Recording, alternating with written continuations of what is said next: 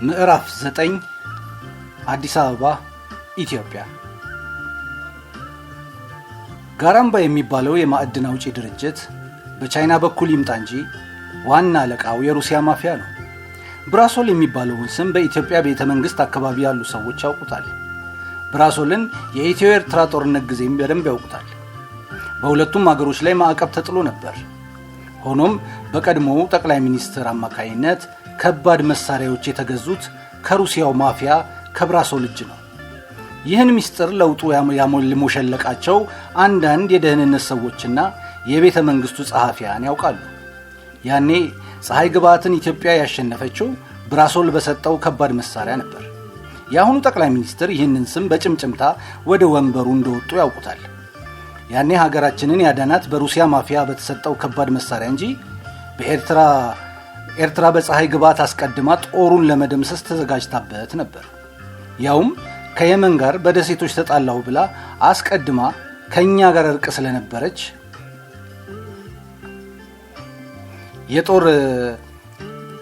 የጦር ሚጎችንና ከባድ መሳሪያዎችን ወስዳም ነበር። ኢትዮጵያ በራሷ መሳሪያ ነው መመታት የጀመረችው። ከባድ መሳሪያዎቹ ከርቀት ነበር የሚመቱት። ማዕቀቡ በሁለቱም ሀገሮች ላይ ተጣለ። የሩሲያው ማፊያ ብራሶል ባይኖር ኖሮ ይሄኔ ታሪኩ ሌላ የሚሆን ነበር። ጦርነቱ ካበቃ በኋላ ብዙ ዘመን አለፈው። ጦርነቱም በእርቅ ተደመደመ። የኤርትራው ፕሬዝዳንትም ወደ ኢትዮጵያ ሲመላለሱም ነበር። ጋራምባ የሚባለው የማዕድን አውጪ ኩባንያ ከሚያወጣቸው ማዕድናት መካከል ወርቅ፣ ብር፣ ኦፓል፣ ዩራኒየም እና የከሰል ድንጋይ፣ ነዳጅ ወዘተ ይገኙበታል። ቦሌ ዓለም አቀፍ አውሮፕላን ጣቢያ በግል አውሮፕላን የሩሲያው ማፊያ ብራሶል መጥቷል። የጂኦሎጂ ምሁሩ ሌቪን፣ የኬሚካል ኢንጂነሩ ፔሽኮቭ፣ የፔትሮሊየሙ ኢንጂነሩ ቹምና በጣም ብዙ አጀቦች ከበውት ወረደ። አስቀድሞ በኢትዮጵያ የማዕድንና ኤነርጂ ሚኒስቴር በተፈቀደላቸው መሰረት በሚስጥር ወደ ተያዘው ቦታ መሩ። ይህን የሚያስተባብር በደህንነት መስሪያ ቤት ውስጥ የሚሰራ ደንጋዣን የሚባል ኢትዮጵያዊ መርቶ ከተባለው ቦታ ካደረሳቸው በኋላ እንደ ቅደም ተከተላቸው አስገባቸው። የብራሰሉ ሰዎችና የኢትዮጵያ የማዕድንና ኤነርጂ ሚኒስትሩ ሰዎች ተዋውቀው ምሳ ከበሉ በኋላም ስብሰባው ቀጠለ።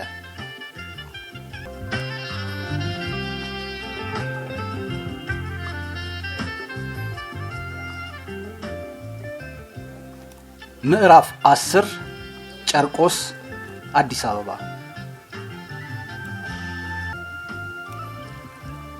ዛምራ ከቤቷ በጧት እንደወጣች አስሬ እብዱን ፎቶ ታነሳው ጀመር። እብዱ ፎቶ ስታነሳው ምንም ነገር አልጠረጠረም። እስኪ ቁም አለችው ዛምራ። እብዱ ቆሞ ፎቶ ተነሳላት።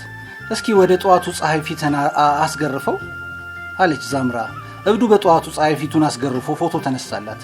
እስኪ ሳቅ አለችው ዛምራ። ዝም ብሎ ይሳቃል እንዴ አላት እብዱ። ዛምራ በጀርባዋ ልትዘረር ነበር። ለመጀመሪያ ጊዜ ነው ዛሬ ተነጋገረው። የእብዱን ቤትም አፈራረሰችውና ክብሪት ጫረችበት። በአንዴው የፌስታል ቤቱ ተቃጠለ። ዝም ብሎ ግራ ገብቶት እያያት ያለው ይሄ ሰው ታዝንለት የነበረችው ልጅ ባንዴ ለምን ደሙ ምን አሳበዳት ብሎ ተገርሞ እብዱም እየተመለከታት ነው። እንደገና ወደ ሱቅ ሄዳ ሳሙናና የጥርስ ቡሻ አመጣችለት። እንደምንም ብላ ፎቶውን ጨርሳ ስታበቃ ወደ ቤቷ እብዱን ሰውዬ ይዛው ገባች። ሙቅ ሻወሩን ከፈተችለትና ና ታጠብ አለችው ዛምራ። ልትደፍረኝ ነው እንዴ ብሎ ተጠራጠራት። እብዱ እየተገረመ የ2 ዓመት ድሪቶውን ከፊት ለፊቱ አውልቆ ገባ።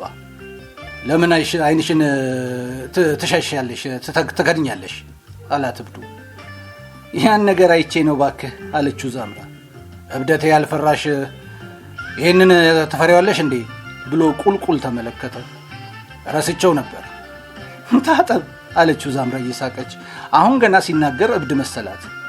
ለካ ንግግርህ ስለሚያስጠላ ነው ከአፌ የተቆጠብከው። እርሱ ከውስጥ እየተለቃለቀ ነበር ሲያዳምጣት የነበረው።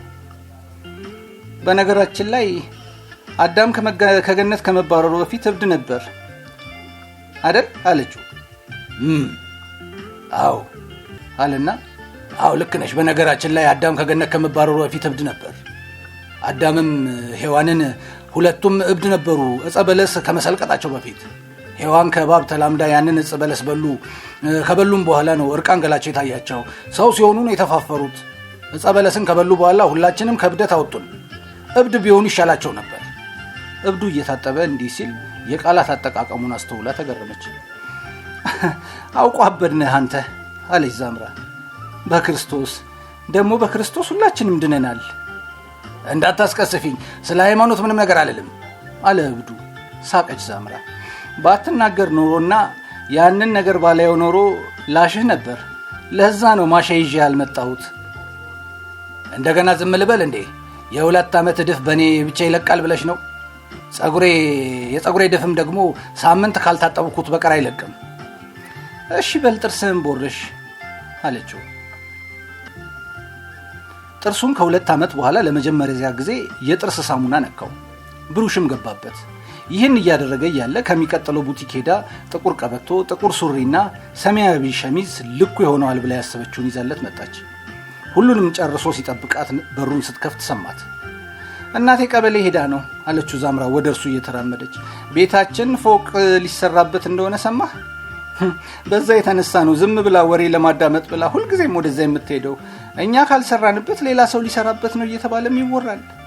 በዚህ ምትክ ታዲያ ኮንዶሚኒየም እንስጣችሁ እያሉን ነው። ኮንዶሚኒየም ከምገባ ሞቴን እመርጣለሁ በቃ አለችው ዛምራ። በጣም አዝናለሁ አላት እብዱ ሰውነቱን እያደረረቀ። እኔ ወሬ ከራቀኝ 2 ዓመቴን ባለፈው አስቆጥሬያለሁ። አባትሽን አውቀዋለሁ፣ ጨርቆሴውን። በአንዳች ልህ የተሞላ መሰለ። ዛምራ አይኖቿን ጎልጉላ ተመለከተችው። አባቴን ታውቀዋለህ? አውቀዋለሁ፣ ታሪኩ ብዙ ነው አለ እብዱ። ሀገር ገንብቶ ለእኒህ ሀገር አፍራሾች ለ5 አለቆች ሀገሩን ሰጥቶ ሄደ። አልፈርድበትም። የኔጣ ደርሶት ነው። በረጅም ጊዜ የሚገድል መድኃኒት አስውጣውት ነው ይባላል። እንደኔ ያላበደም እንጂ የሞት ጽዋውን አስቀድመው ቀምመው ሰጥተውት ነበር። እኔ አሁን እየተሻለኝ መጣ እንጂ ራሴ በቀመምኩት መርፌን የተወጋሁት። እናም ለ1 ዓመት ከ6 ወር አበድኩና አሁን ይህን 4 ወር እየተሻለኝ ነው አለ እብዱ። ምንም የምትናገረው ጠፋባት ዛምራ።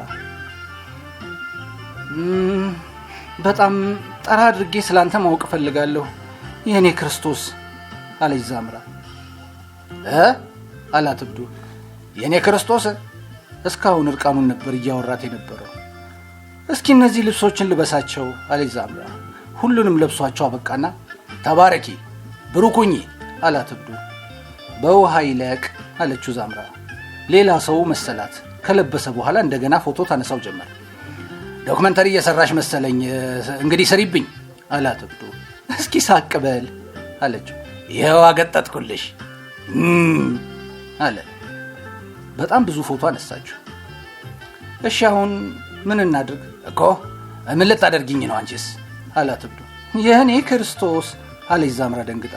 ይቅርታ ይሁዳ ስለሆንኩ ይቅርታ፣ በፍጹም ቤታችን ፎቅ እንድንሰራ ብዬ ነው እንጂ። ምን ማለት ነው ደግሞ? ስለምኑ ነው ይቅርታ የምትጠይቂኝ አላት እብዱ። ታሪኩ ብዙ ነው ነው ያልሽው? አዎ ታሪኩ ብዙ ነው። ስላንተ አልሰማህም? በፍጹም አልሰማሁም። ይቅርታ፣ እዚህ ቤት ላስርህ ነው። ማለቴ ምግብ ይቀርብልሃል፣ ሁሉንም ነገር እናሟላልሃለን። እኔ የምጠቅምሽ ከሆነ ሰሪኝ፣ ግን አልገባኝም። በኋላ ይገባሃል አለች ዛምራ። እናቴን ሰርፕራይዝ ነው የማደርጋት። ወደ ራሷ ክፍል መራችው። እዚህ ውስጥ ባስርህስ ምን ይመስልሃል?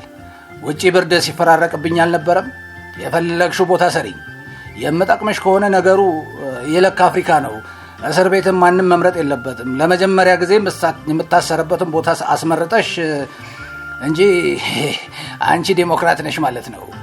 እንዳንቺ ያለውን ወደ ስልጣን ቢያወጡልኝ አፍሪካ ዴሞክራሲ የሰፈነበት ትሆን ነበር